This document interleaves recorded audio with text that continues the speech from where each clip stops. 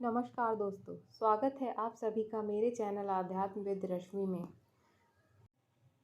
कहते हैं अजा एकादशी का व्रत रखने से अश्वमेघ मेघ का फल प्राप्त होता है। भाद्रपद में अजा एकादशी इसलिए भी महत्वपूर्ण है क्योंकि इसमें श्री कृष्ण जी का जन्म हुआ था, इसलिए यह बेहद ही पुण्यदायिनी मानी जाती है। इस व्रत को रखने वाले के सभी पाप नष्ट हो जाते हैं, खोई संपदा भी प्राप्त हो जाती है और इस कथा को सुनने से धन की प्राप्ति होती है। तो आइए इस कथा का श्रवण करते हैं।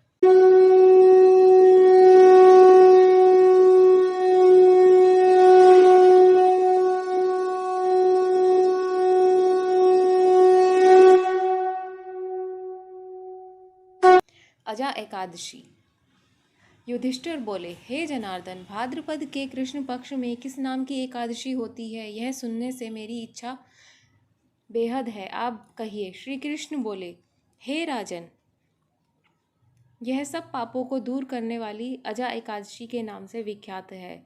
ऋषिकेश भगवान का पूजन करके जो इसका व्रत करता है उसके सभी पाप दूर हो जाते हैं। हे राजन, प्राचीन समय में सब पृथ्वी का स्वामी चक्रवर्ती हरिश्चंद्र नाम का सत्यवती राजा था। वह किसी कर्म के वश से राज्य से भ्रष्ट हो गया। उसने अपनी स्त्री, पुत्र और अपने शरीर तक को बेच दिया था। हे राजेंद्र, वह धर्मात्मा राजा चंडाल के यहाँ नौकर हो गया, परंतु उसने सत्य नहीं छोड़ा। स्वामी की आज्ञा से वह कर के रूप में मुर्दे का वस्त्र लेने लगा। वह राजा सत्य से नहीं हटा। इस तरह से राजा को बहुत से वर्ष बीत गए। एक दिन गौतम नामक मुनीश्वर आए। ब्रह्मा जी ने परोपकार करने के लिए ब्राह्मण को रचा है।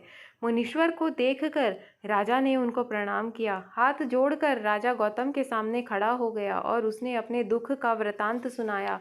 राजा के वचन सुनकर गौतम को विस्मय हुआ। मुनीश्वर ने राजा के लिए इस व्रत का उपदेश दिया। हे राजन, भादों में कृष्ण पक्ष में पुण्य देने वाली सुंदर अजा एकादशी आ गई, उसका तुम व्रत करो, इससे तुम्हारे सभी पाप नष्ट हो जाएंगे। उपवास करके, रात में जागरण करके इस प्रकार उसका व्रत करने से सब पाप दूर हो जाएगा। हे नरोत्तम, इस तरह राजा से कहकर मुनीश्वर अंतर्ध्यान हो गए। मुनीश्वर का वचन सुनकर राजा ने उत्तम व्रत किया। उस व्रत के करने से राजा का पाप क्षण भर में नष्ट हो गया। हे राजन, एकादशी के प्रभाव से राजा ने निष्कंटक राज्य किया। सब पुरवासियों और कुटुंबियों समेत राजा स्वर्ग को गया। हे राजन, इस प्रकार के व्रत को जो मनुष्य करते हैं वे निश्चय ही सब पापों से छूटकर स्वर्ग को जाते हैं। हे राजन, इसके पाठन करने और सुनने से अश्वमेघ यज्ञ का फल प्राप्त होता है। यदि आपको यह कथा अच्छी लगी हो तो प्लीज़ मेरे चैनल को लाइक एंड सब्सक्राइब करें। धन्यवाद।